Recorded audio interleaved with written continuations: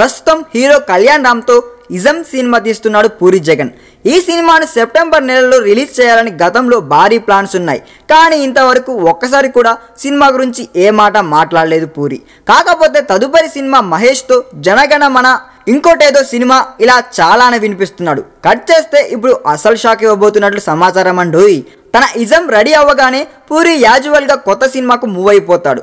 అయితే ఈ కొత్త సినిమా ఎవరితో అంటే, గతంలో ఓసారి రూమర్లు వినిపించినట్లు ఇప్పుడు మనోడు యంగ్ హీరో నాగశౌర్యతో ఓ సినిమా చేయబోతున్నాడంటండోయ్.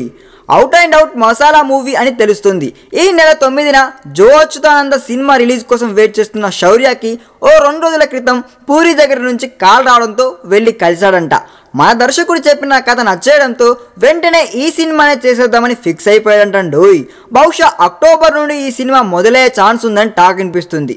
చాలామంది హీరోలకి అప్పటికి ఉన్న ఇమేజ్కు భిన్నంగా మాస్ ఇమేజ్ను క్రియేట్ చేసిన గనుడు పూరి జగన్నాథ్. మహేష్ నుండి ప్రభాస్ వరకు, రవితేజ నుండి రాణా వరకు అందరితోనూ మాస్ కలరింగ్ ఇప్పించి ప్రూవ్ చేశాడు. ఇప్పటికే 2 సార్లు మాస్ సినిమాలతో ఫెయిల్ అయిన నాగశౌర్య ఇప్పుడు పూరి డైరెక్షన్లో ఖచ్చితంగా హిట్ కొడతారని ఆశిద్దాం. ఈ వీడియో మీకు నచ్చినట్లయితే సబ్స్క్రైబ్ చేయండి. ఫిలిమి స్టార్స్ బోలెడంత న్యూస్ బోల్డ్గా.